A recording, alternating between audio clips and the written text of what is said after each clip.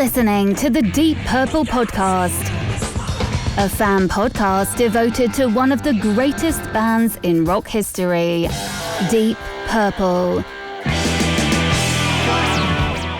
Your hosts, Nate and John, cover their shared history with the band, discover new music together, and cover the farthest reaches of the Deep Purple family tree and beyond.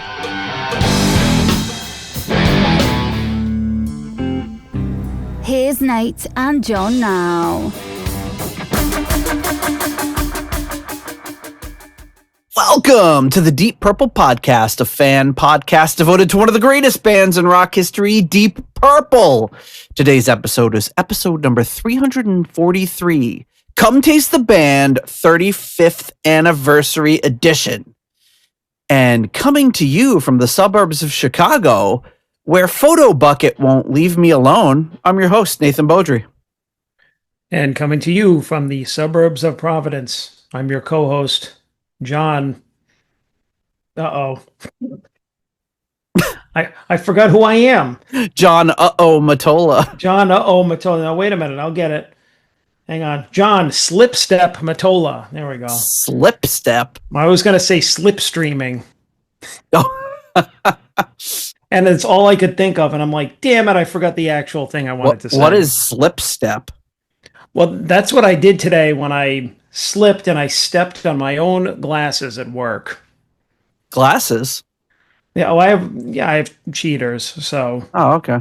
This is the only time I look at a computer or a phone without them. Okay. Is during this, but because you're too much of a style icon, you don't want to kind of ruin that style. Well, I mean, I feel like I don't know. I don't need it for this because like the screen is big. I'm not reading any text or sending emails or anything. But all day at work, or whenever at work, I am looking at something small print or especially like a screen. I do wear reading glasses, so when I'm not. See, I have a pair of them here. See, oh, put them on. No, and no one can. Somebody photograph him out in public with his glasses. I'm too vain, but you see how they're. But all right, probably think this podcast's about you. Let's see it. Okay. Hey, stop it! They're a little crooked. Oh, is it because you stepped on them? No, these. No, I destroyed them. These are the home pair. Look. Oh, okay. That looks. No, but see, so I'll take them off, and sometimes I'll do this. I'll do the thing where you put them in like that. Yeah. So I leaned over to move something, and as I'm walking and leaning, they fell out of my shirt, and I just watched as my foot just stepped on them and just completely just crushed them like a fucking bug. And I was like.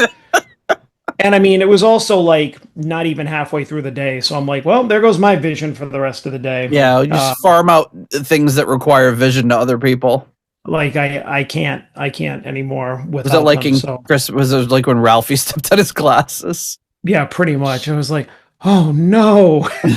Oh no. And maybe I can you go to your boss, like maybe I can fake it.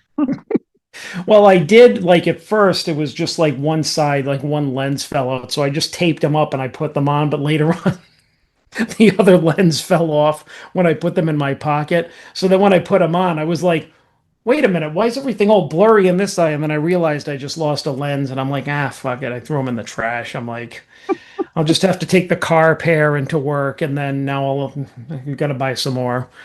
Because I have three. I have one for home, one for the car, and one at work. Oh, wow. And, well, 5 years ago, I didn't think it could happen to me. And, one day it happened to me. Oh, yeah. Mine is just getting worse by the day here. Yeah. Well, according to my eye doctor, it's not bad enough for me to have a prescription, but I beg to differ. Well, ask for a prescription. Then you can get more expensive glasses to step on. Exactly. That's what some people are just like, oh, no, John. I'm like, nah. They're like, and somebody told me a story of just like, oh, such and such has a prescription. His glasses is like $500. And I'm like, that's why I won't get a prescription. Because if I fuck these up, I just go spend another like $2, at Job Lot or something. And then I can see. But anyways, enough about my crappy vision and my bad luck. I was going to call myself Butterfeet, but I don't know. It sounded too much like Butterface. Because Butter, there's Butterfinger. John's a real butterfeet. Everything but a feet. Well, it was like Butterfingers, Butterfeet, Butterface. I don't know. Okay. Yeah. So what is it? Daily? What is it? Phone booth? You remember Photo Bucket? Photo Bucket. It was this like really, really old site where you could like upload photos and like if you wanted to use a Like a photo storage place, right? yeah, like before that was like a real common thing. It's from a while ago, and if you wanted to post an image on a message board or something, you could put photos there. I don't remember even signing up for an account with it, but a while back they just started. If I did sign up for an account with it, it was probably like in the late 90s, early 2000s. Yeah. And like for a while they were like, hey, Photo Bucket here, like you better sign on. If you don't sign on in the next X number of days, you're gonna delete your account. And I'm like, what could I possibly if I have anything on there, it's like 3 photos or something. So I was like, whatever. And then I get another reminder, oh, you gotta check it out, man. You really do you want to keep your account? Action required. If you want to keep your account, action needed, follow up necessary, all this like really important sounding emails. I just kept ignoring them. And then like a long amount of time passed, like 6 months. And then they like emailed so I figured, okay, they've deleted my account. And then they like emailed, they're like, so are you really sure you don't want to see those photos? Like they want me back on this service so bad. And then like a month went by and they were like, check out this testimonial from one of our users. And it was like this woman who's like, oh my God, I logged onto my Photo Bucket and I didn't realize it was the only place I had these photos of my friend who died tragically and all this sort of stuff. And I'm like, oh man, like they're really desperate. And then like they're emailing me like every day now. Like I know I could probably just like opt out of the emails, but I'm just like, I want to see how far they're going to take it. They're like, oh, a little piece of your history. This stuff's going to be gone. I'm like, for one thing, I don't believe you'll ever delete my account because this has been going on for a while. I just looked at my email. It's been going back. I got like a periodic emails from them in 2019. Didn't get anything for 5 years. And they started just like once a month in August of 2024. They're like, hey, you should check it out, man. So, yes, it must be some new marketing strategy at Photo Bucket. I've gotten those too. I can't remember from who, but it's one of those like you haven't logged into your, and then just like put like obsolete thing here, in like years, and you're in danger of like, go ahead, delete it. See if I give a shit. I actually, that makes me think. I did get one today. I don't want to stay too long on it, but I thought the way they worded this was funny. It was I got like all of my phone calls are spam right now. Like if I sent you like a screenshot of like my missed calls, it would be like all people I don't know, and then in the middle like one call from like my mom or something, and sure. that's it. So I got this. Hi, Comcast Xfinity here. It appears you've ignored all prior communications. As a result, your 50% discount on monthly bill is being revoked completely. And I'm like, I've gotten those too. I'd be much more upset about that if I actually subscribed to anything from Comcast Infinity. Well, the funny thing is we just moved to Xfinity because they offered like some killer plan for locked in for 5 years. It was cheaper than what we're paying. Speeds 10 times what we're getting. So I was like, fine, I'll just switch over to Xfinity. Why not? I'll figure it out 5 years from now when they want to jack up my rates. And right after that, they started being like, hey, you aren't taking advantage of your Comcast thing. I was getting the same texts you are. I'm like, it's bullshit. I just started with these guys. And I'm watching my bills. Nothing's changing. So everything's a scam. Everything in life is a scam. But I mean, even so, they make it like when you said what's on that Photo Bucket thing, it's just like the same thing with the same sense of urgency. They're just like, your 50% discount is being completely revoked. Completely. You really blew it this time, Matola. Yeah. It's like, Jesus, calm down. God. Oh my goodness. Well, hey folks, if you want to support the Deep Purple podcast, remember that we are 100% listener supported and ad free. So if you receive some value from our show, please consider giving us some value back. As a patron of our show, you get a few things. You get access to our patrons only Discord channel, our rating spreadsheet, invites for our live stream episodes, and a link to submissions for all our album rankings episode. So you get to submit your rankings for the songs on the albums, and you also get to join us on the live stream. You also get access to our Too Hot for YouTube Forbidden episodes, which is, not a ton of them, but when we're getting banned on YouTube, we just throw them up on Patreon for our patrons. There was one I was looking at. I was like, oh man, when's this episode going to come up? Because I was like, oh, this one might be too hot for YouTube just because of the album cover. But we're not there yet.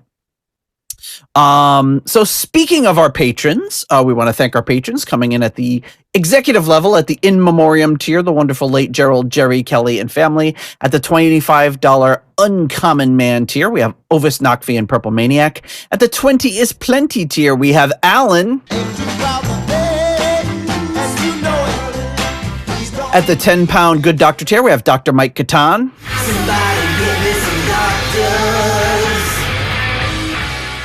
At the turn it up to $11 tier, Clay Wambacher, Frank Thielgarten Mortensen, Mickelstein, Will Porter, PhDPP, and Michael, don't call him Bradford Bagford. At the $10 someone came tier, Ryan M, Jeff Bryce, Victor Campos, Better Call Saul Evans.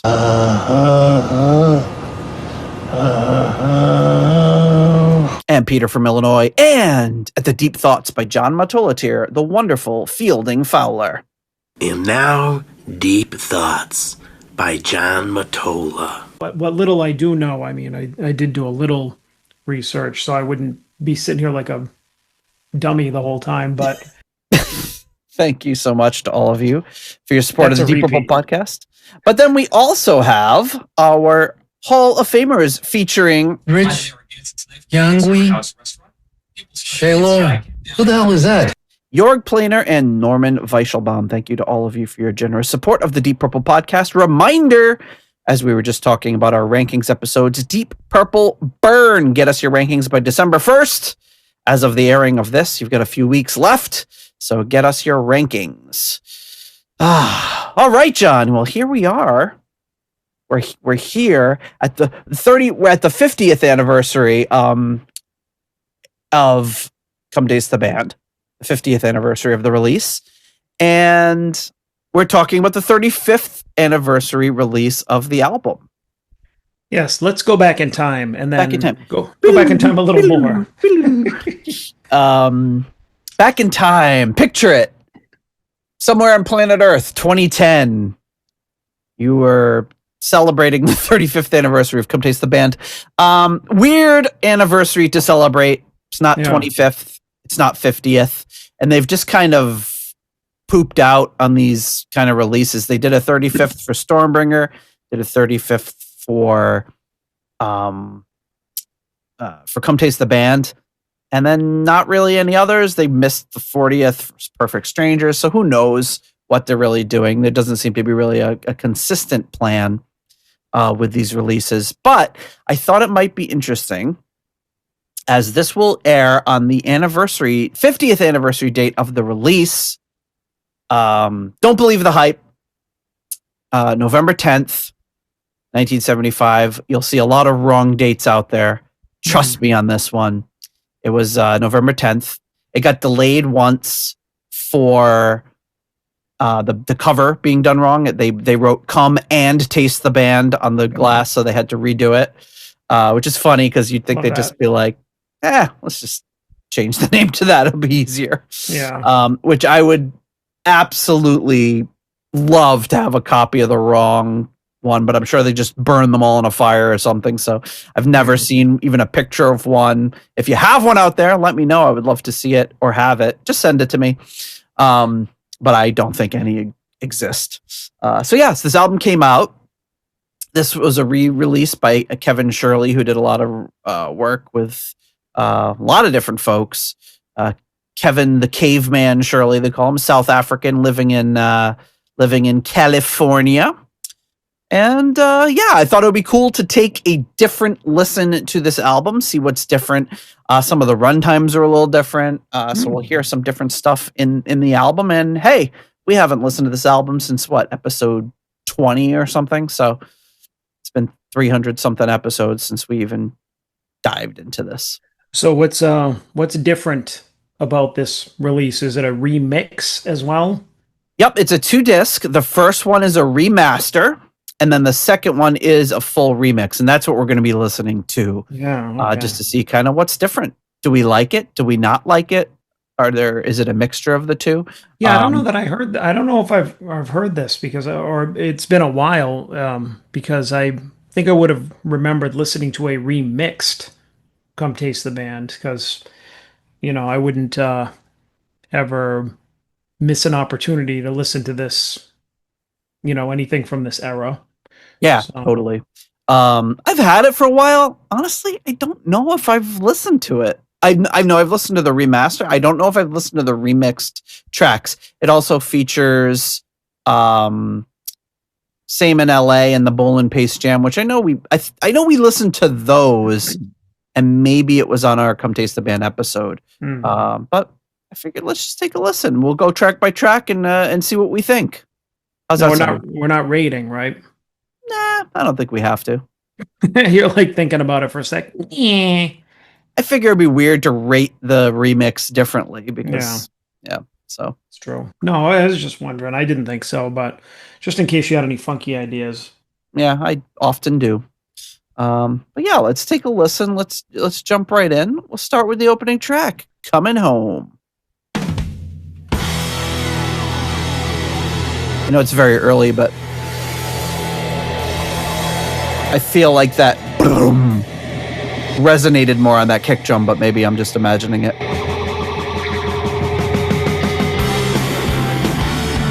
Yeah, Tommy's guitar is definitely higher up in the mix, that Echoplex. Ooh. I feel like you hear that organ more. That da da da da da. Lord's piano. Oh, the piano, rather, yeah.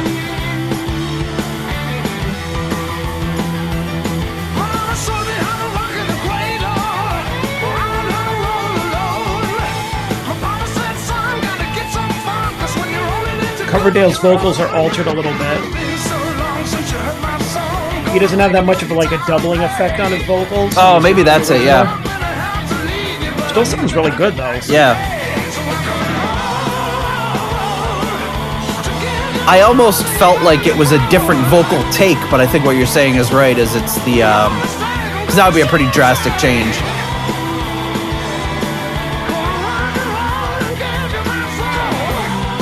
But it was a very subtle change though. Like the changes so far are subtle. I like the mix.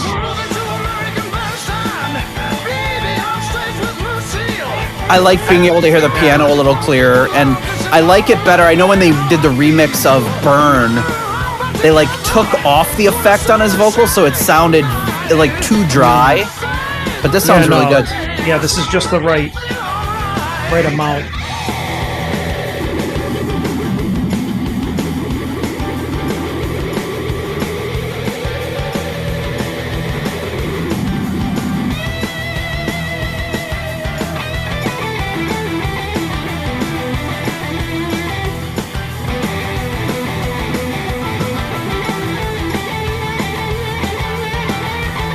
You definitely get Lord's piano a lot higher in the mix. Yeah, totally.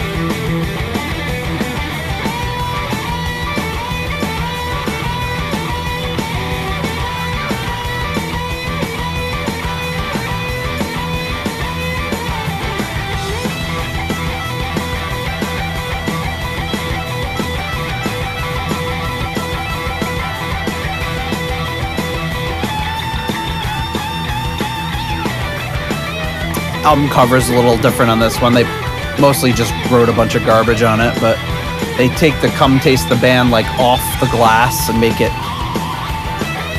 different solo. Is it? Yeah, that last part right there. I think you should go back a few seconds because the whole end of that solo is different. I don't know how to do that. Let's see. Because you were talking over that part, and we didn't think it was going to change, but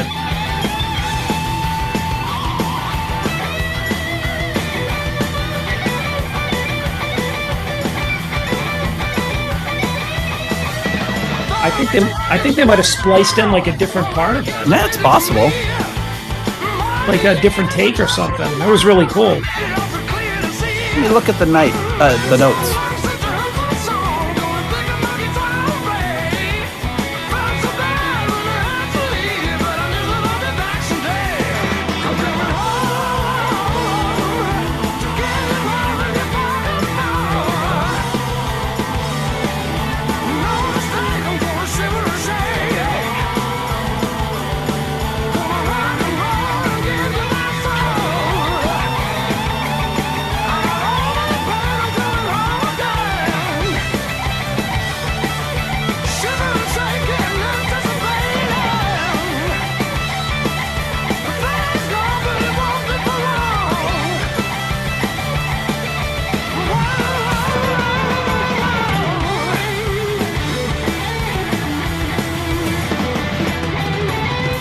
Ooh, all right then.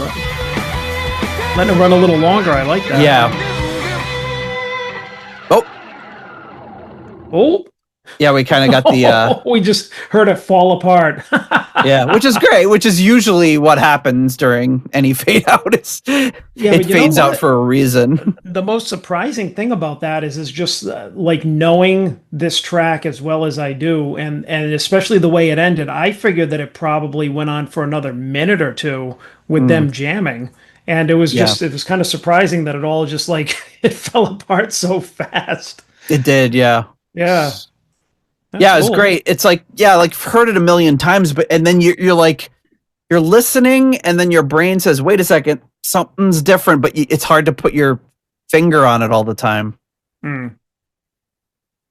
But yeah, that was great. I'm looking through the liner notes right now to see if there's something specific about that song. I'll keep looking. Well, I feel like the end of Tommy solo was like completely different. Like the rest of it was the same, unless they took some effects off of it, and it was actually what he was playing, but it sounded different. But I mean, I know this song like inside and out, and it was definitely not the same as the original. Like I could hear it. Yep. Yeah, I thought it was actually a good mix because I think a lot of new remixes or just newer remixes or whatever these albums the pendulum swings a little too far in one direction. You know, it's all of a sudden something's like way too Yeah. loud, or they change the effects or something, and it gives kind of more of a hey, look what we changed kind of vibe to it. And Yeah. it's like, and it's Right. and it's like I like that because you know Tommy's guitar and Lord's piano were up the most. Coverdale's vocals were altered slightly, enough so you could notice it, but not so much that it was dry. Yeah. And the rest of the track was the same. Like it sounded like all the other instruments sat in the same place. And the background vocals too, I was like completely expecting them to be like way up high or like pronounced or something because that's what people do. Oh, let's turn the vocals up. Yeah. But it was really, I think, tastefully like remixed. I really enjoyed it. It didn't sound too, like I was saying before, that whole like, hey, look what we changed type vibe to it. It was very like overall subtle. I was thinking the exact same thing, waiting for the backing vocals. Yeah, and they the backing vocal part sounded pretty much the same as the original, Which was a but- good call, I think. Yeah, because you don't.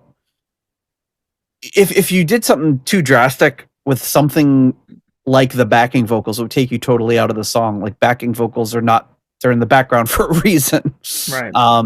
But yeah, I mean, Kevin Shirley has got a pretty sterling reputation as a producer and remix guy and all that sort of stuff. So, yeah, it sounds really good. There's a really good review on the Highway Star that I'll put in the show notes about this one, where it talks about a couple of the problems they had with the remix, but for the most part, it's overall very, very favorable.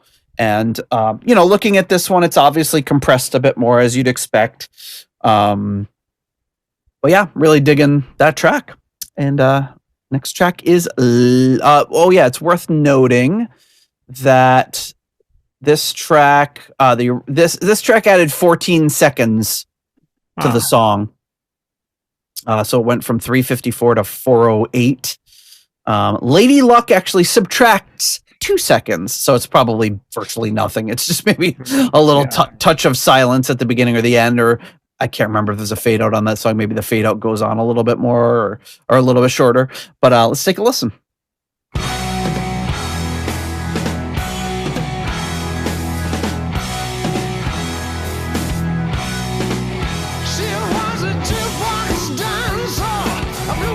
I feel like there was organ missing from that intro. Yeah, it was turned way down. Isn't it like dun dun? Like, doesn't the organ go up and the guitar goes down?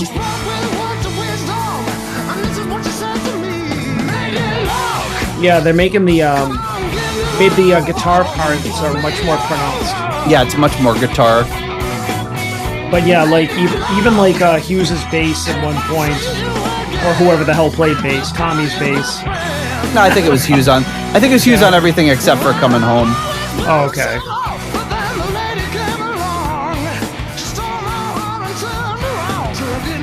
Here the bass is mixed in a little bit more. I was thinking it was a little lower. That no, but mixed in so you don't hear it as much. Oh, yes, yes. Part of the music. Like, agreed. It's Yeah. Because you don't hear like burp, burp. Yep.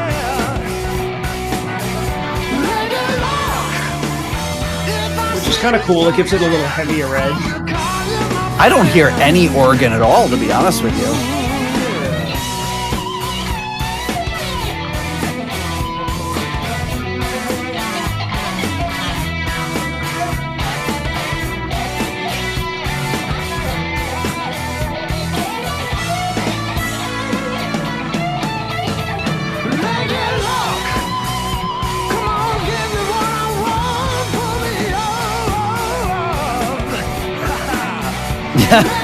That's not in the original, is it? I don't think so. The haha, I don't remember that.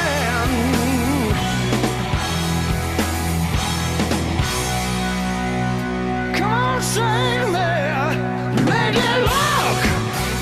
Come on, give me what I want, pull me up. Make it look. If I see you again, I will call you my friend.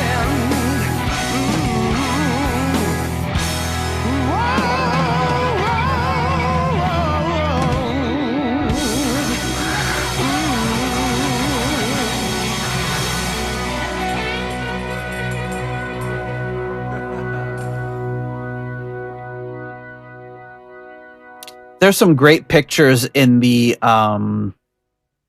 liner notes here. Mm-hmm. Which we should probably like kind of go through, but maybe we can do that a little bit later. Just some great shirts that both so far I've seen John Lord and Tommy Bolin wearing. But yeah, what did you think of Lady Luck? I thought it was pretty good. I think that it's definitely the mix really favored Tommy Bolin.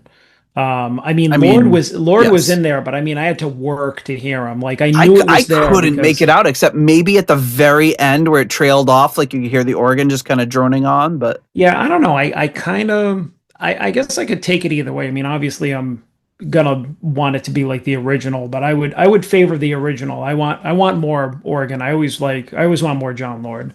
Yeah. It was a little weird not being able to hear those kind of like bass, those big bass pops or notes or whatever going through it as much. I just think everything was kind of mixed in very into the balanced in the mix really evenly, so it all just kind of became just a wall of sound with totally. Tommy being on top of it, which wasn't terrible, but don't turn down John Lord. No, that's sacrilege. Yeah, I agree with you on that one. It's it's not, there's nothing wrong with it, but yeah, it's just a little bit, things are blended together really nicely, but a little more separation on some of those instruments would have been my preference. All right, so this is one of the bigger changes in the whole remix here, is getting tighter. This adds 47 seconds to the song. Wow. is substantial for a 3-minute and 36-second song going up to 4:23. So this one, very interesting. This one I feel like I've heard because I feel like there's an extended jammy kind of part of it, if I'm remembering correctly. So let's check it out. Ooh, a lot of reverb right off the bat.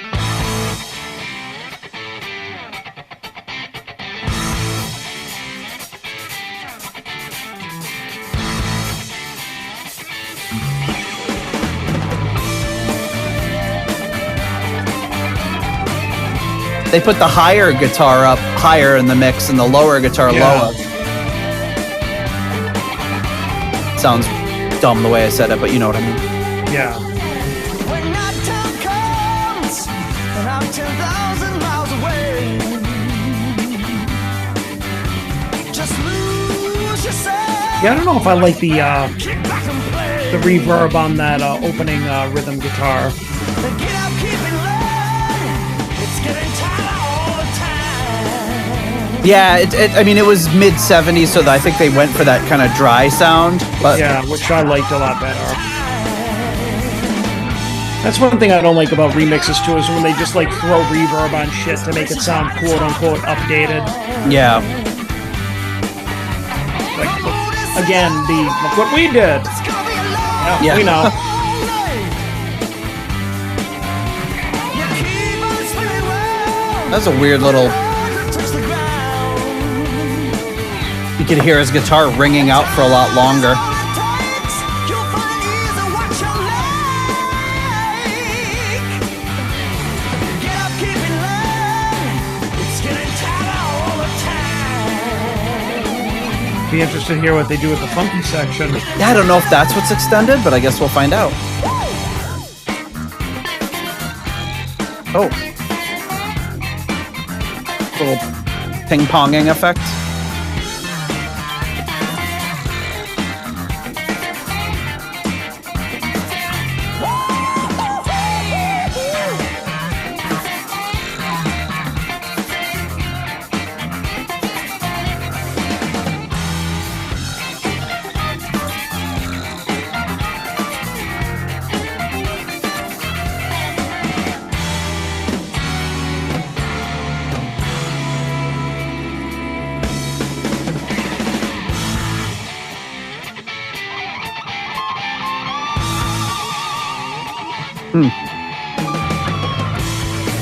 I feel like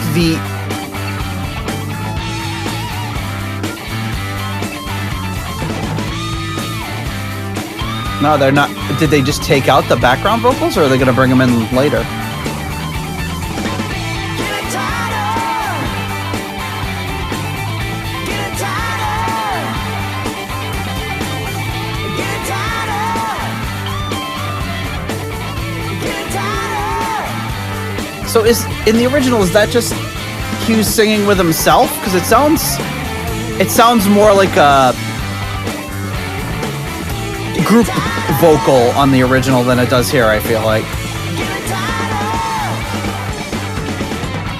Get it tighter. Might have been another thing that mixed differently. Get it tighter. Or I wonder if maybe that was just a delay Get it tighter. on the original that made it sound like there was multiple vocals. Get it tighter. Get it tighter. Get it tighter.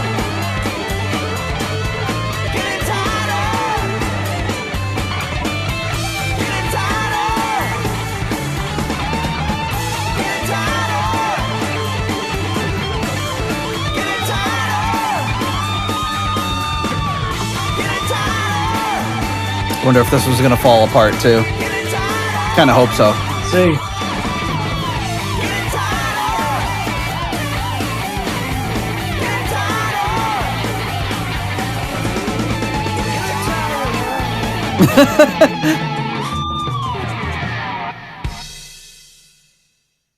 The last one sounded like sounded like almost sounded like Tony Ashton getting tighter. uh, Well, I liked it. The only thing I would say is like I I feel like I heard like too much reverb in the instrumental part, in the little breakdown part, which made it sound not as tight. Like I feel like that dryness really works well with making that sound like a very, very tight funk. And it felt a little looser with the effect that they had on it. Yeah, it was getting looser. Exactly. Yeah, I thought, I mean, so far this is probably my least favorite of the remixes.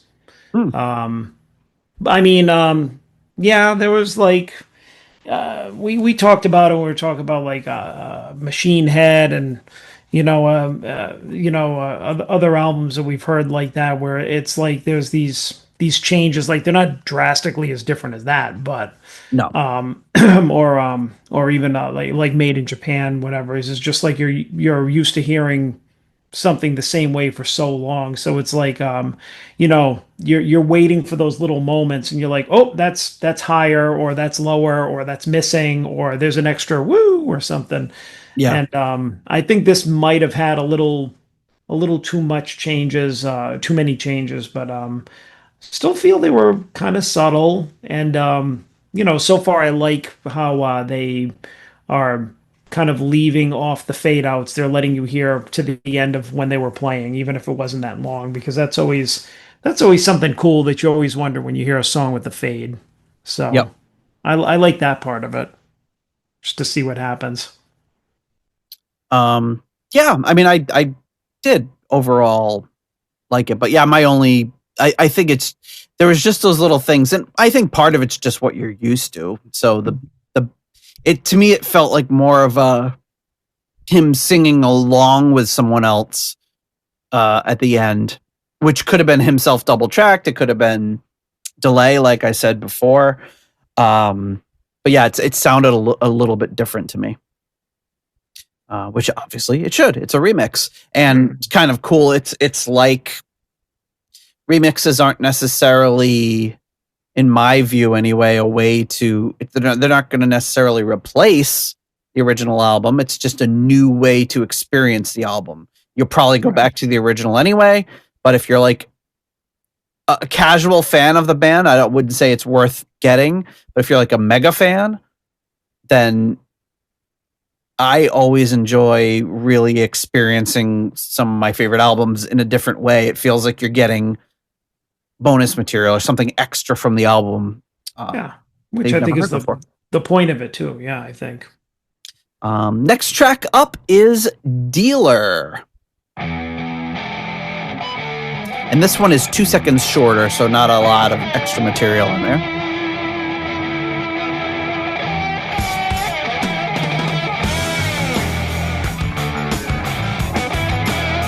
I don't hear too many changes yet. No, you're still getting that.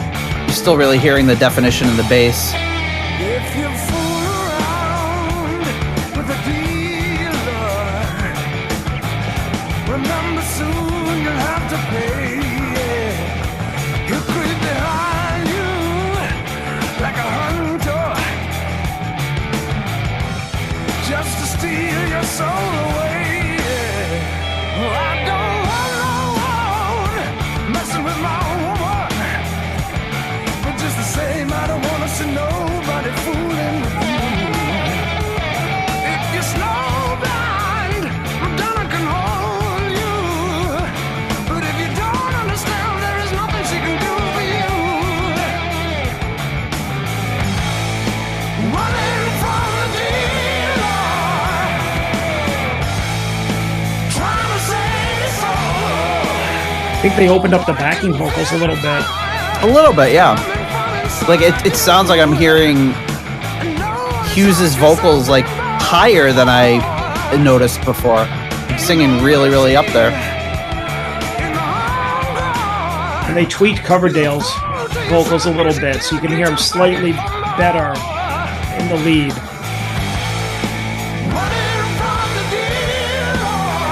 So subtle changes so far, which I like. Yeah.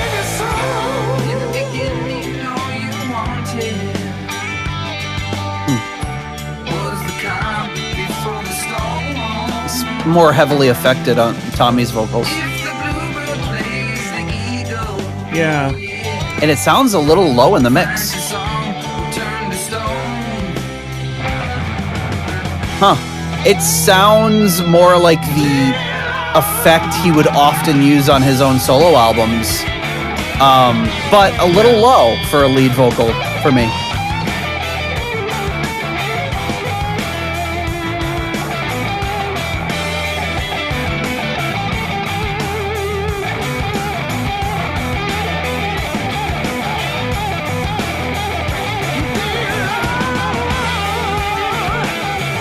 They added that in.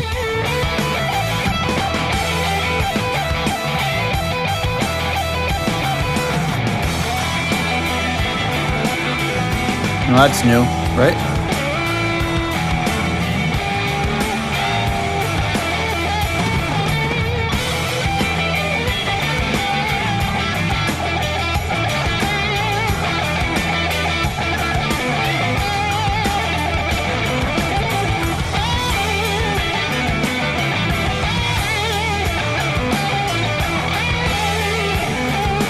Oh, that part they didn't pan.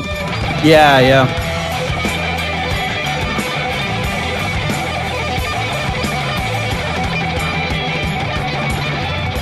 Wow.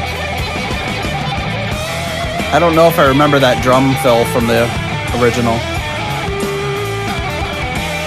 Yeah, some of Pacey's drums and some of the background music is a little more forward in the mix.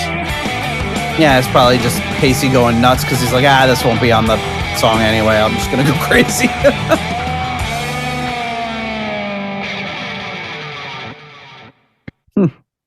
I am like surprised at like how short these are. I was like expecting like these epic jams after the fade out, Yeah. but no. It's Well, weird. and that one was 48 seconds longer than the original. Well, you know, I guess I was. It I just, don't know what but yeah, it didn't really feel like it. Yeah. No. And that's kind of the last of it. The rest of the tracks that were I'm sorry. I'm sorry. That was the same as the original. The next track is I Need Love, and that one is a 48 seconds longer. So yeah, that's kind of a shorter track anyway. So Yeah. Well, but- that's a good one. Yeah. yeah, it sounded great. I like the effect they put on Tommy's vocals because it felt very comfortable, very homey, like a Tommy solo album. But I would have liked it to be boosted a little bit more. Yeah. I overall, I like it because I think it was it was another subtle kind of remixing too. They left the rhythm guitar alone, which is great because I love that gritty, dirty rhythm guitar. That sound that he got playing that riff. Coverdale sounded a little clearer, a little cleaned up, but like a little, because I heard like some of the enunciation or some of the lyrics which felt buried before, and it was like a little bit up in the mix, which I thought was cool because it was subtle. Yeah,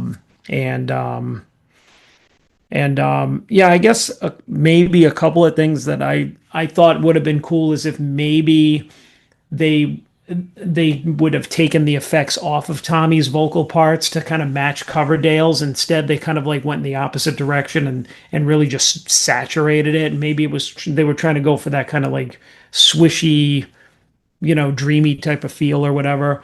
Yeah. I don't know. And I kind of missed like the panning when like Bolan hit those notes and it went bana da da da. Yeah. Yeah, I kind of missed that a little bit. I thought that really kind of emphasized those parts of the solo, but it was they didn't really take away from, like, didn't really change like the sound or like the timbre of the guitar or anything like that. So I think it still really came across like effectively. And Pacey's drum fills, like, I don't really listen to this album with headphones on, so I don't know if they usually come through or not like that, but it was. Yeah, I mean, that one must be on the original, but yeah, it was really crazy. Cool to hear him it was awesome. Cool to hear him do those drum rolls kind of like in tandem with like Tommy, just kind of like really trim picking those notes, and then him going like, and they kind of like, work together. It was, showed a real like syncing up of their playing. Yeah, it's awesome. Yeah, I liked that. All right, next track up. Now, this one's the 48 seconds longer than the original. This would have closed out the side on the original album, and that's I Need Love.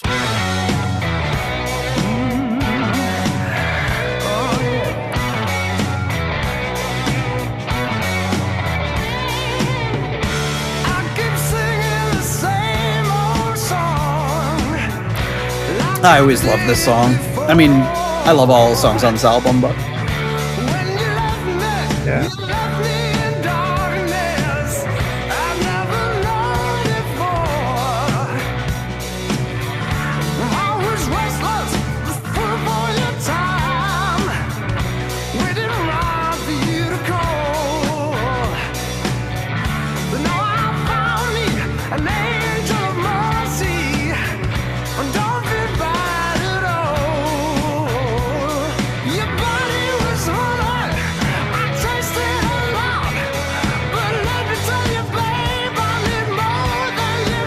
So far sounds similar to the original. yeah, very close.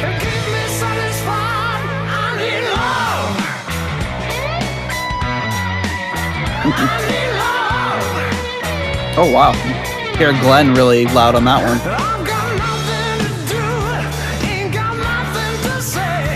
Is it me, or is like those when Pacey's hitting on the beat, it's not as thunderous as it was in the original?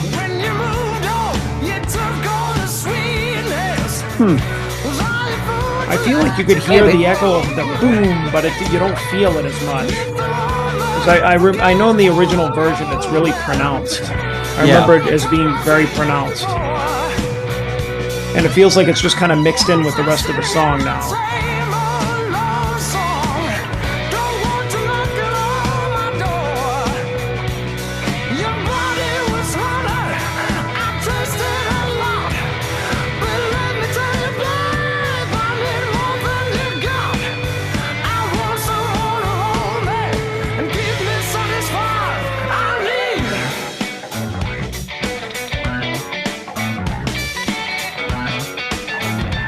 This is just like the best thing ever.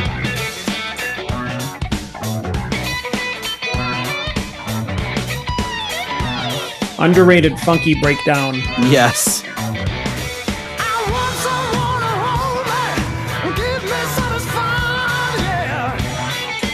I love that they just go right back. He just sticks that one line in there and they go right back to it. They're like, nah, we're going to go back. It was too good. Great arrangement decision. Yeah, I never really thought about that before, but it was. Because it shouldn't. You should do like a whole thing. But they don't. They do that whole thing here and then they go back again. Which is so awesome.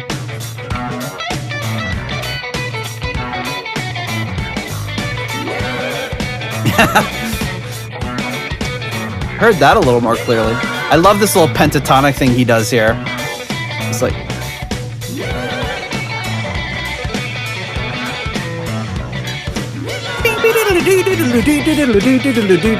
it's so awesome.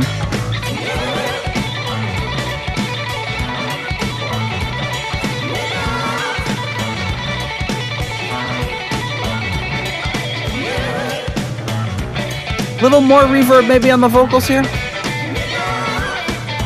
Yeah. Oh, that was not in the original.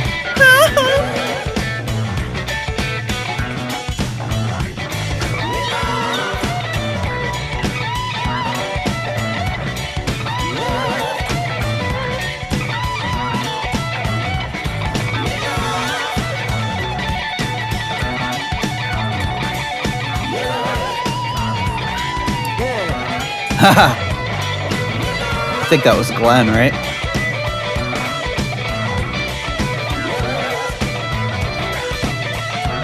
So I think it would be faded out by now. Yeah.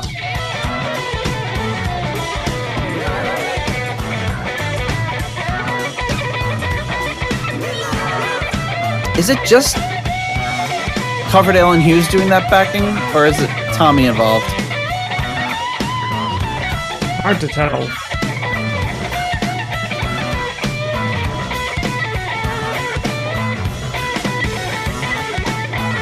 See, this is what I'm talking about.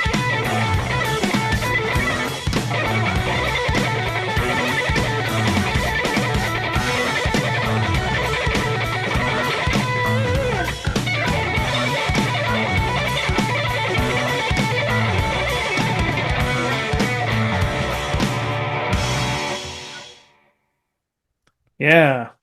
That was awesome. Now that's the kind of breakdown I'm talking about, where you like that's one where they were like nailing something and they kept it carrying on for a while and they still had that.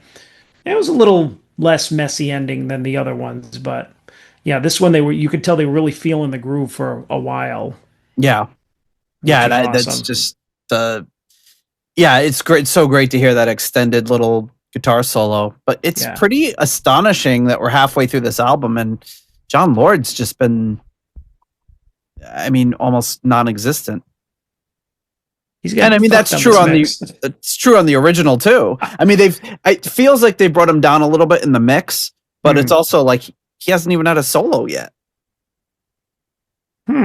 Actually, you know what? You're right. It's just he's done some great things. I think like his piano stuff on Coming Home has been great, but it's just been very and it's kind of the whole thing with this album is it was always the Tommy Bolin show featuring Deep Purple. You know, as far as a songwriting standpoint and everything, and that's kind of what he did when he came into bands, and not in a overly aggressive way but he just was so prolific that, you know, if he came in your band, you just be like, oh, before you knew it, you had 10 songs and you were recording them because he's just cranking them out like nothing. But yeah, that was great. That was probably my favorite so far as just hearing some things a little differently. Yeah. But yeah, so why don't we take a little break as we're halfway through the album and talk about our next level of patrons, and that is, of course, our core level patrons. Jesus Christ. Somebody ran across the floor upstairs. Jesus. What was that? I don't know. It's a child. I don't think that was my wife running around. So she's going in for knee surgery in a couple weeks. Yeah, doubt she's pounding the pavement that hard. No, not at all. Let me get my money's worth. Yeah. I'm gonna fuck this knee up bad. I'm gonna really need the surgery. Coming in at the $6.99, the Nice Price Plus tier, we have Spike the Rock Cat's Ghost and Sugar Tea. At the episode $6.66 tier, we have Steve Coldwell. Steve. Arthur Smith. Getting support from the patron Arthur Smith. Anton Glaving. Pain in the glaving. And Charles Meadows. At the $6.65 Almost Evil tier, we have Kenny Wymore and Richie Sucksmith. At the $70 Norwegian Kroner tier, we have Kai Runa, yes, I'm Norwegian Olsen.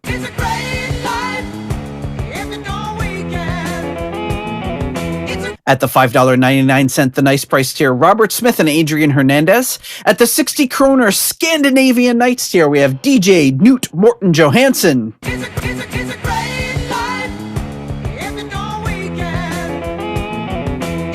At the €5.50 tier, Merline Rota. At the £4 Lucy 4 tier, we have Duncan Leask.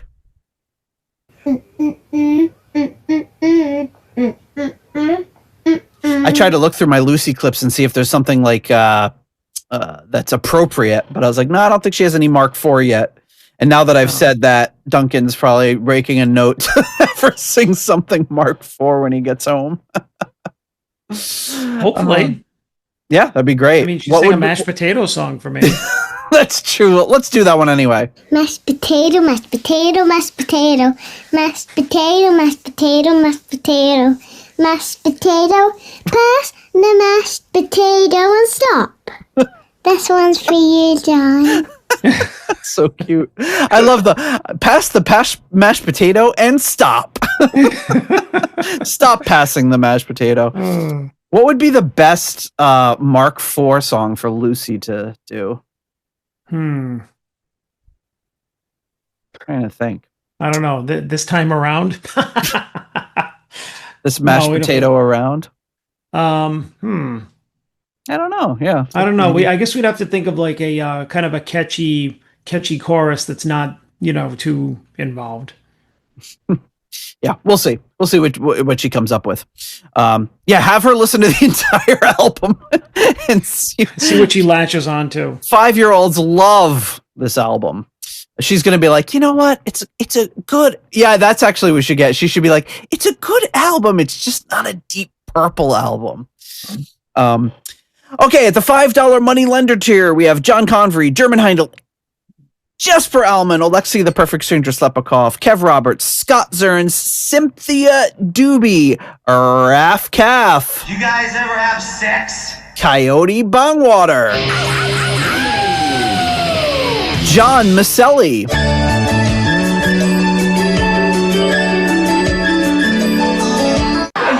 Isn't that heavy? No, it's light beer. Sarah Sanders, No! Kelly Clarkson! Jelly Bean, Evan Robeson, Purple Swede,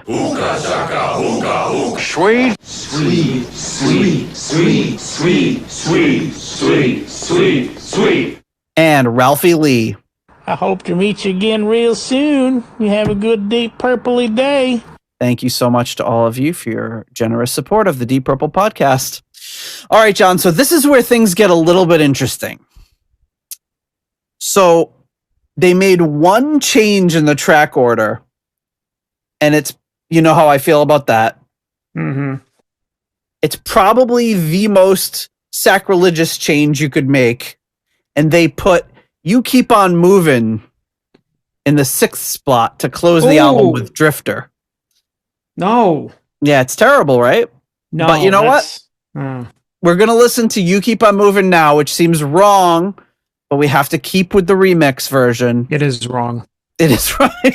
Of all the things, it's like the most classic ending track for an album and everything. To put it in the Really? 6th place slot is just Oh. insanity. Let's But- see how it works. Let's see how it works. Just picture it. It's 1975. You're flipping the album over, and instead of Drifter, you're listening to this.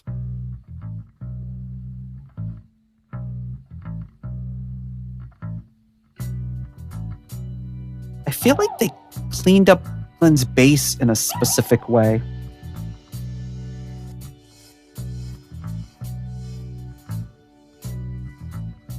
You really hear that string being plucked.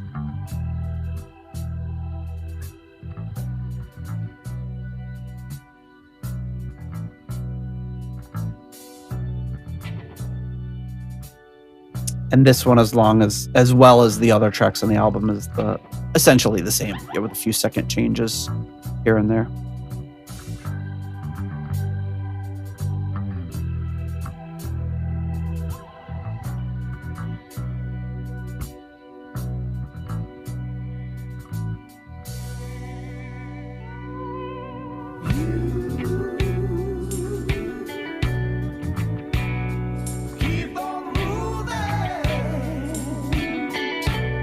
Vocals sound great.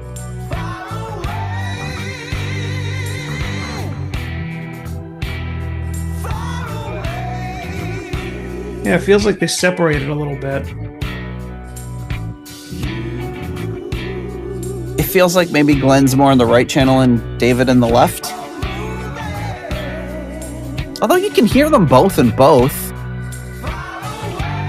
Yeah, but I feel like they were mixed together, kind of as like a one voice, almost. But I can hear them. The original. Or maybe they're both double tracked.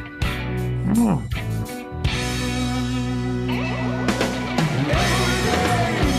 Now they feel a little more close together.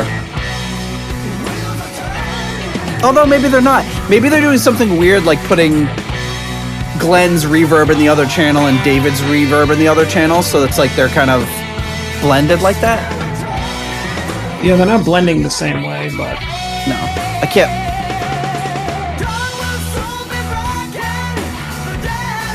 This is weird because it feels like the tempo is slower, but I know that's not possible.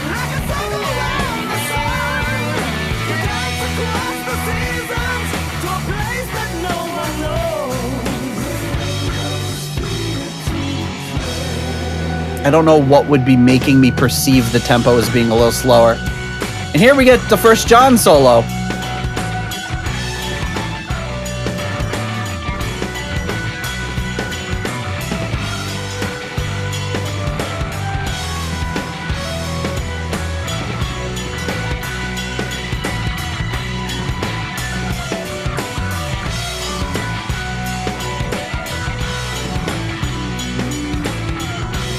I feel like the ride cymbal's a little clearer in this mix. And maybe the organ a little low for a solo? A little bit.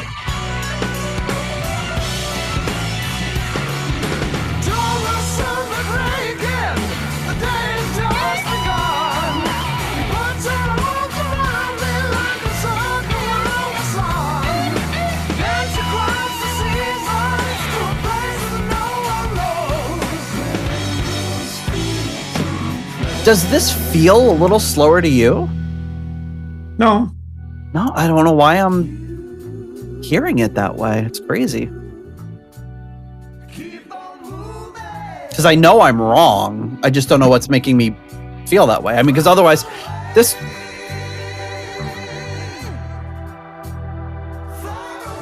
one's 4 seconds shorter than the original, so if anything, it would be sped up a little, but I don't think it is. I think it's just the ending of the song in the beginning.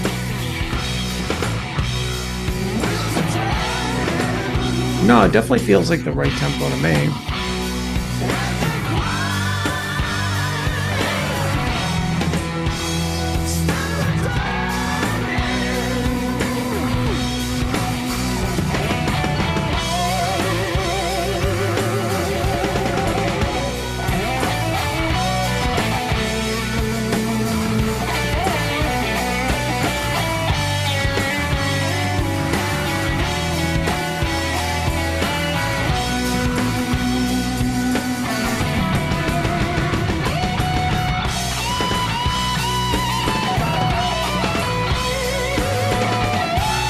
It is interesting, you know, like Richie didn't do a ton of double tracking the way that Tommy did, so it's an interesting change in the sound that he's doing so much, even with leads and the double tracking.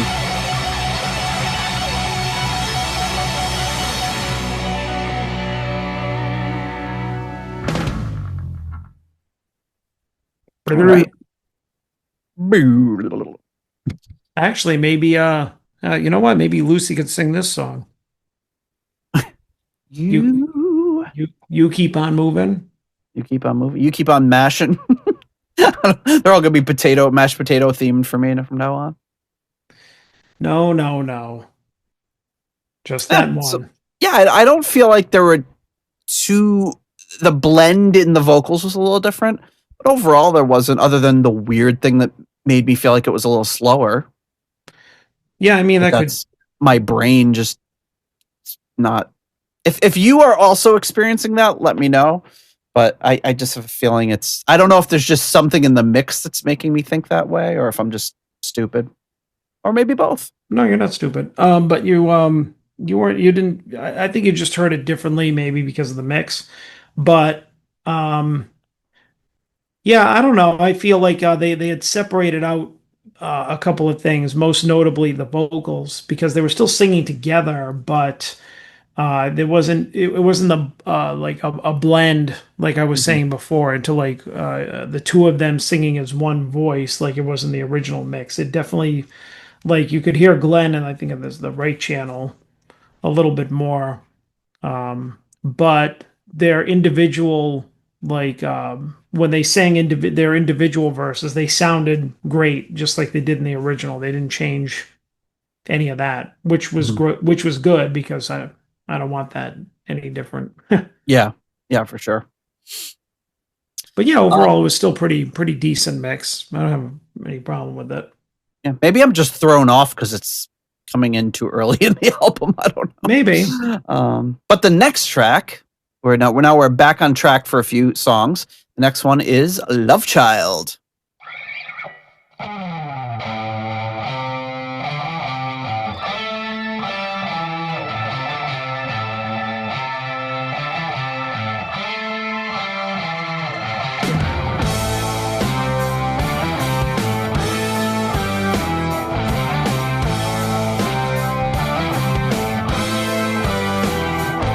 Ooh. That little wee doo doo doo doo doo doo, like that was like a synth that I don't remember ever hearing before. Yeah, glad that they cranked up Lord a little bit.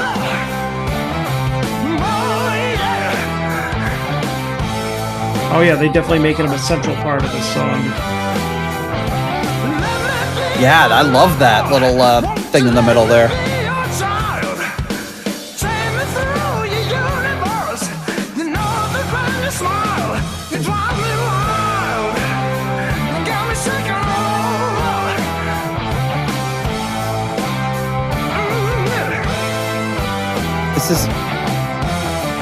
This has one of my favorite Lord solos in it.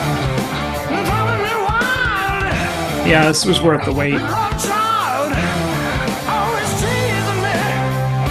This sounds a lot different.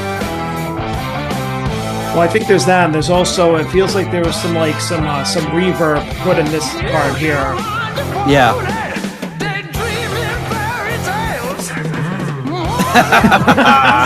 I was waiting for that. That would have been egregious if they took that bass line. I was waiting for that. I was just going to end the episode. Gone. This is garbage. They should have just the show. They should have totally bumped it up, but ooh, those little claves.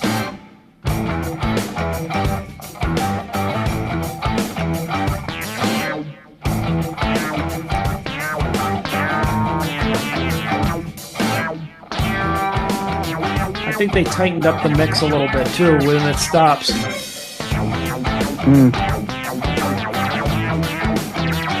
I think they added some reverb to those claves too.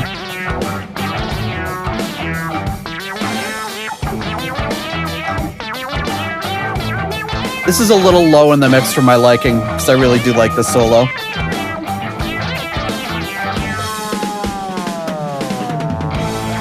Oof.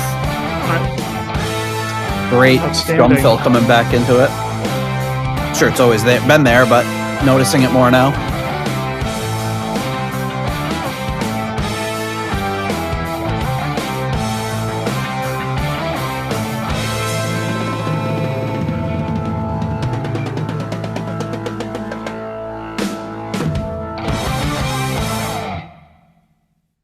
Nice. That was great. Yep.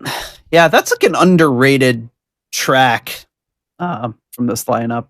I think that the remix really did this one a lot of favors. They really brought up Lord in that really unique sounding patch that he was using. That thing he was doing, the thing that was like he was playing like right before they got into the vocals. Yeah. Highlighted that it was like that magician moth sounding moog that he played, which I never really, in the original, I don't think I ever picked up on it. I think I probably just assumed he was doing organ throughout the whole song, and then he just threw in the synth for that little solo bit. But yeah, it was great. I really liked the way I wish gotten a little bit more volume or just meat in the solo part, because it's such a weird solo, and I always really liked it because it just sounds like he's just doing these like weird little it just sounds like he didn't even think they were recording, but there's something about it I always really liked. No, I thought it was really good. I like how they brought him up in the mix during before the verses, and the what do you call it? Yeah, I think maybe like the reverb during the verses was a little made it sound a little different, but it was all right. It was nothing crazy. But what I really like was it sounded like they kind of like, added like some compression to those stops during the solo, because when they went bum bum bum bum bam, it cut out. It cut out to like absolute silence. Like it felt very tight. So I feel like they did something in the remixing that tightened that up even more, because again, after listening to this for so many years, you can feel those differences. Like, I mean, they were precision anyway, but this makes it sound like it was like surgically precision. Like they definitely did something there with the editing. Yeah, I wonder if it's maybe they just put a gate on it to get rid of some of the background noise or something like that. But which I mean, I thought was really good. I thought it was very cool. They did it to great effect. Yes. For that, so that was cool. I like that. Yeah, I really enjoyed that one, and I'm hearing that song in a totally different way now that I'm keying into that. For all I know, I'll go back and listen to the original and be like, oh yeah, I can totally. It's one of those things you don't hear it until you hear this. Then you go back to the original and be like, oh yeah, I can totally hear that synth now going into the. It's that bum bum ba da dum bum bum bum bum, and I think it's maybe the third time they do it when that synth seemed to really kind of take over a little bit more. That's when I noticed it. All right, well. You mentioned it earlier as a potential song for Lucy to sing, and it's time for This Time Around. Be interesting to hear what they do with this one. Yeah, because there's so little at play in this song that any little changes would be really noticeable.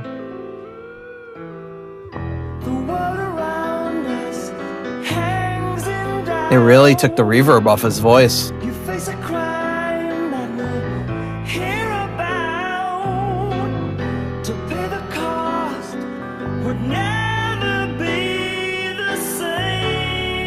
That like chorus or that doubler or delay or whatever it is on there, but it seems like the reverb is totally tuned down.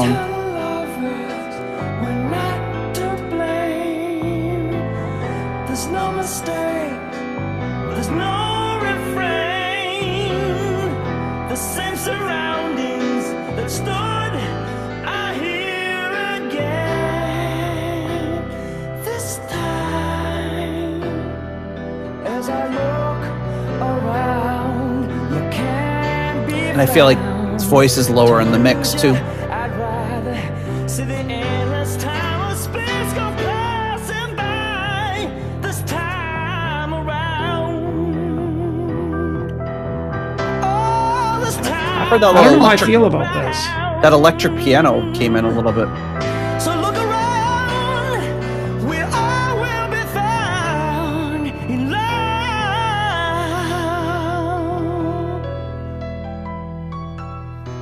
The world around us hangs in doubt. You face a crime that will And maybe the bass synth might be a little lower too. to pay the cost would never be the same.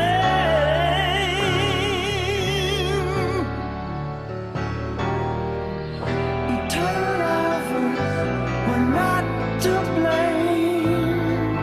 There's no mistakes, there's no refrain. The same surroundings. Yeah, I don't know how I feel about the effects being taken off of Hughes' vocals. Yeah, I mean, he still sounds great, but I mean, of course, yeah. I But feel like it sounds a little thin. yeah, and I feel like the whole thing about this song is you get this very like ethereal, distant, coming from another world type sound from his vocals. He doesn't need reverb on his vocals, but there's something about it that was a big part of the song for me.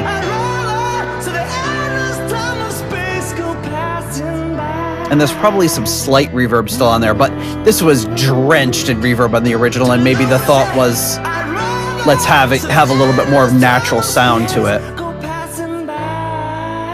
Right.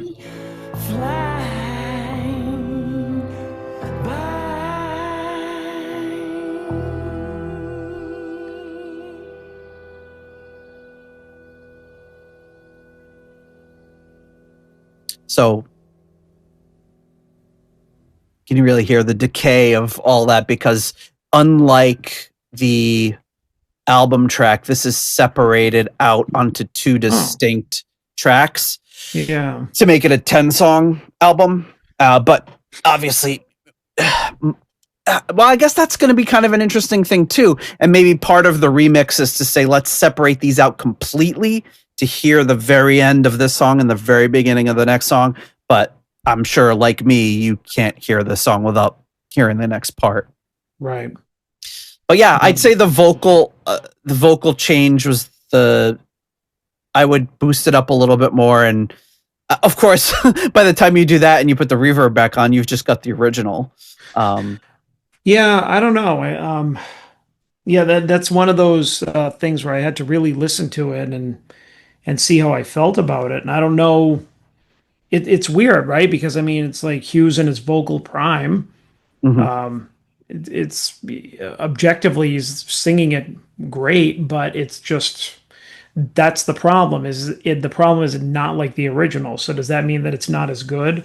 I would say yes, because of what you said is with all of the effects going on his vocals and going through the whole song, it does give it that kind of otherworldly experience and vibe to it, where you feel like you're swishing around through space, and you're really experiencing the song like that. And with his vocals being so dry, it's I don't know that it achieves like that kind of same effect, because I mean we've heard him sing it like live, and other times like in other clips and stuff like that live, and obviously can't replicate that. And I've never really liked it as much as I liked the studio version. It seems like this is one of those songs where it's like it's a true studio song. Like you have to have all the effects on the different things that John Lord was using, and the effects on Hughes' vocals and everything to make it so effective. Yeah, totally. And I think it's an interesting remix from the point that you can hear Glenn's vocals sounding a little more natural. And again, yeah, Glenn Hughes doesn't need a lot of help with studio. If this was me, I'd be putting reverb and delay and doubling and everything I possibly could to try to mask the sound of my voice. But for him, he doesn't need any of that, but it's still a cool effect with this particular song. Yeah, but it's also like listen to Coverdale on Coming Home. He's got those effects on his vocals like through that whole song. And if they took him off and he just sang it dry, it's not, all of a sudden Coverdale sucks or he can't sing. It's just that song doesn't sound good without it. I think it's the same as if you were just like, all right, let's play this heavy song, but let's not like put any like overdrive on the guitar. Let's do it on an acoustic. Yeah, exactly. Let's do Purple Haze Unplugged. Right, exactly. I think it's just like any other instrument. If you take you take the effects off of it, or whatever effects you put on it, and it does change the tone and the personality of the song. So yeah, I mean, if you think about that, vocals as an instrument, which they are, I don't know if this was the place to go like mostly au naturel. Although it was interesting to hear Hughes's just a voice laid bare on the track for the most part, because when some of the parts were coming, you could hear that they kind of turned up the original, flange or whatever they were using on his voice. Yeah, he still had that whether there was like a chorus or a flange or something. He had something going on there, or like the slight delay, and I'm sure there was still reverb. It just wasn't as. I mean, it was completely soaked in reverb on the original. But yeah, interesting. I would love to hear the isolated tracks, just hear Hughesy all by himself in the booth and to play around with those. That would be awesome. Okay, so that takes us to the next one, which doesn't blend in at all with this one. It just starts right here, Ode to G. Ooh. A lot more. There's where the reverb went. Saved it for Basie's drums.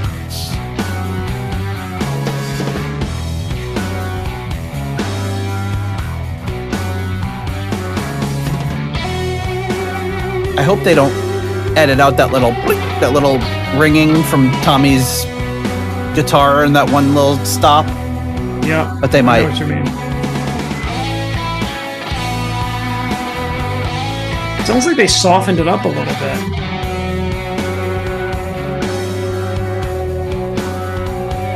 I feel like I'm getting a lot more smooth bass sound. I'm picking up on like this bass that's coming from John Lord.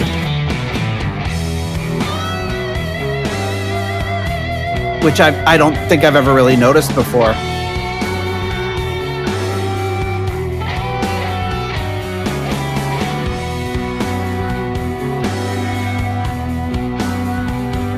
It's like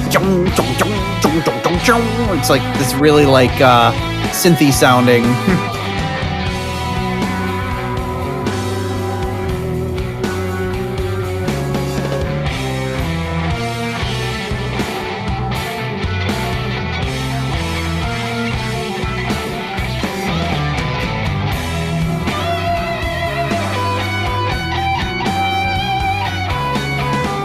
I feel like you hear the room noise of the guitar a lot more than in the original.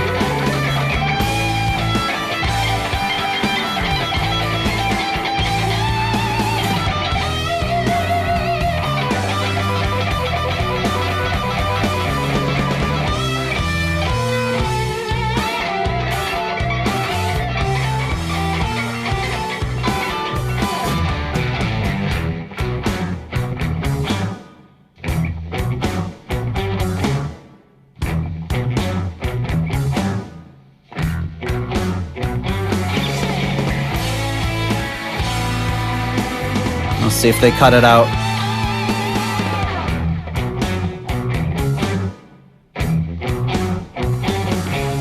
They did, I think.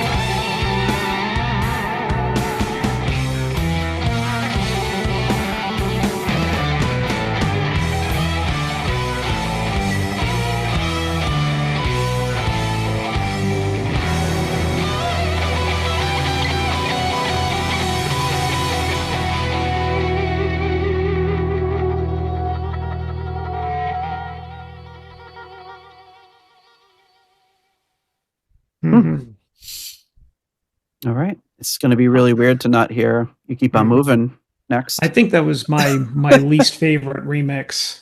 Yeah. Yeah, I don't know. I just think that it was it sounded too cleaned up. Yeah. You know, it's like the original just sounded like an improv jam going out of Ode to G. This time around, I mean, and then into this Ode to G, and it sounded like it was the mix was cleaned up. You know, before it sounded dirty, it sounded improv, and yeah, there were still some of Tommy's notes were ringing out and everything, but there was something like it sounded like they smoothed out the edges. Like that's the best way I can describe it, and I don't think that overall, this time around or Ode to G, I don't think that what the remixes for this did it any favors. I prefer the originals. Yeah, I would agree on this one for sure. This was the most jarring for my taste. And maybe because it's an instrumental, there's not as... Yeah, I feel like with the other ones, you got a little bit something, even like this time around, which, again, I prefer the original, but it was interesting to hear Glenn's vocals a little cleaner or a little more natural sounding. Yeah, it was interesting. Yeah, but for this one, there wasn't really much. The only thing I will say is it was interesting hearing John's bass parts and some of his synth parts. I could hear a little more clearly, which was also interesting. But yeah, that little like string ring thing out on the second part, that second one. Yeah. Boo! Don't get rid of that. I mean, it's funny because any producer nowadays, any sane producer would be like, "Oh, cut that out," including myself. If I was recording that, I'd be like, "Oh, that wasn't supposed to be there. Get rid of it." But it's just this pure little piece that I'm expecting and that I've grown accustomed to, and that just shows the humanity and the music. Yeah. And to cut it out is like, I mean, there's still enough, like you said, improv sort of stuff going on there, but I just love little details like that. But boo. All right, but don't boo yet until we start with the classic album closer, Drifter. I don't know why this decision was made.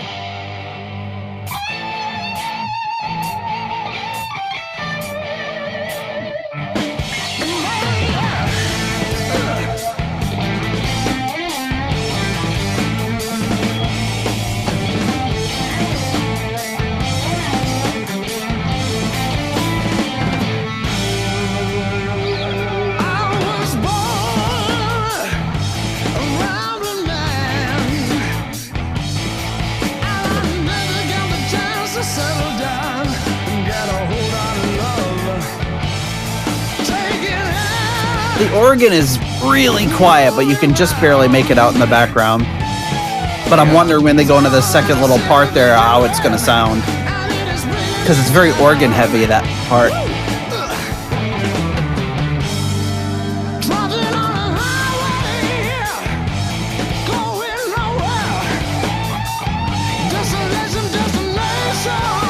I am picking up some things that Pace is doing on the drums during the verse, which is really wild.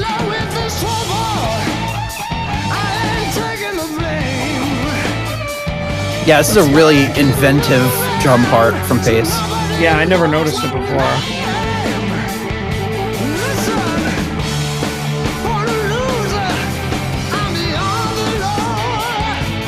A lot of people don't know this, but the original title for this track was Hobo.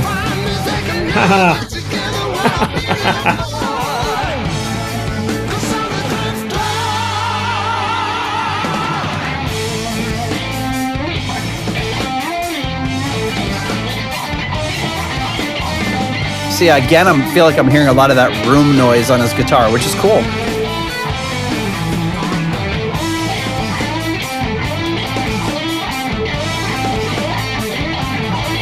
Yeah, it sounds great.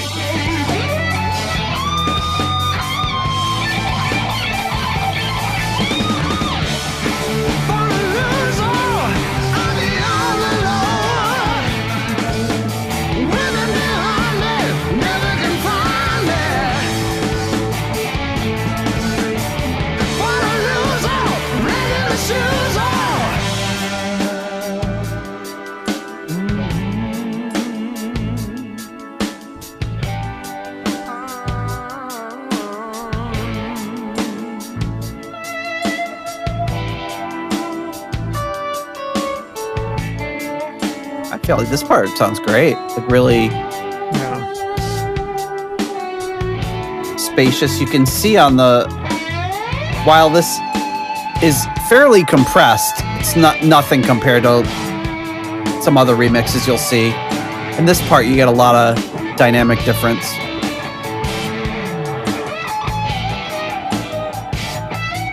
Yeah, this still captures the feeling of the song.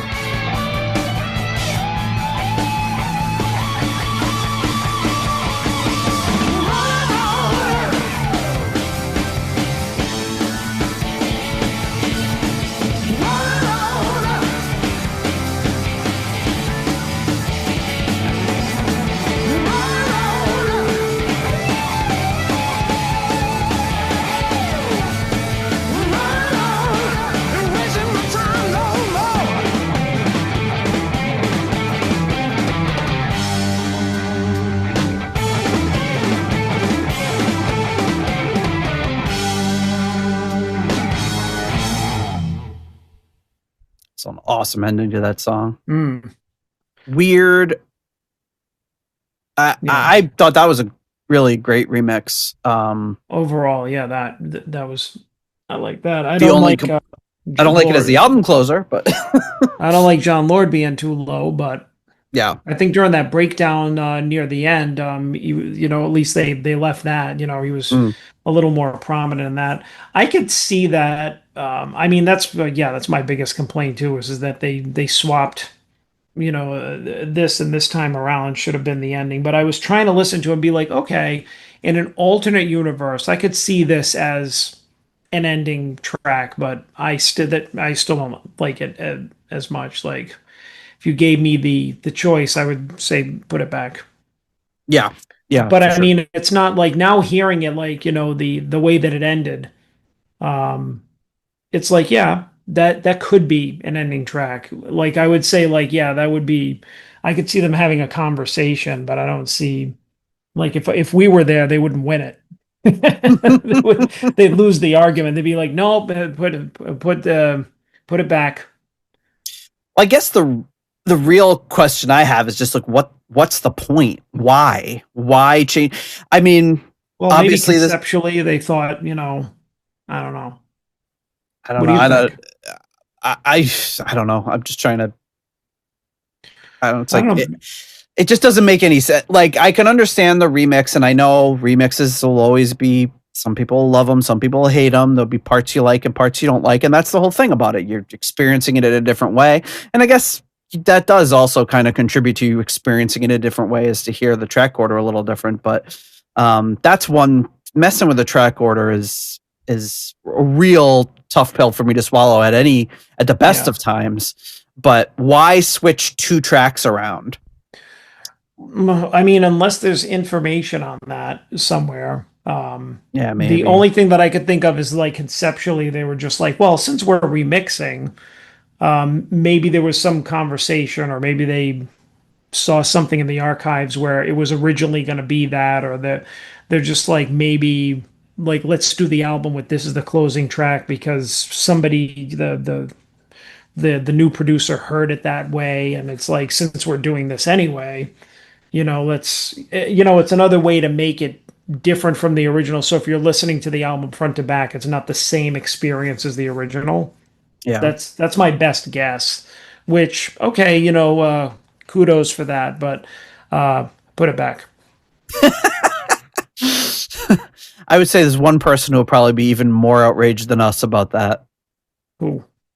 Scott Haskin. Probably. He's not going to like that at all.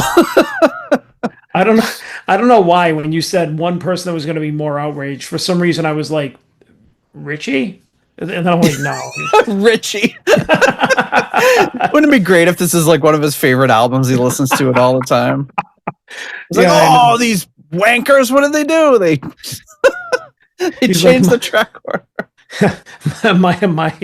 my dirty secret, my secret pleasure. He thumbs through his copy of the concerto score and listens to this while he's having a German beer in Bizarro World. All right. Well, before we close it out with our final thoughts, we will thank our last level of patrons, our foundation level patrons. Coming in at the £3.50 Deep Purple New York tier, we have Lord Longford. At the £3 Aromatic Fee tier, we have Simon Ford and Richard Brees. At the €3.50 tier, Weston Supermare Pilgrim. At the 293 tier, we have Blackmore Tights. At the $3.33 Halfway to Evil tier, Stephen Sharp. At the $3 Nobody's Perfect tier, we have Peter Gardeau. Ian DeRosier.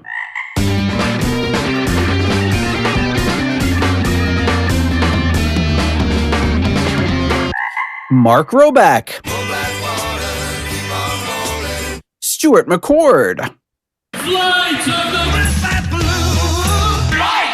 Ivan Fjellbu.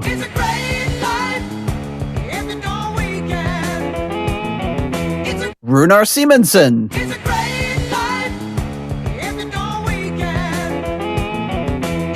Ruinous Inadequacies, Corey Morissette.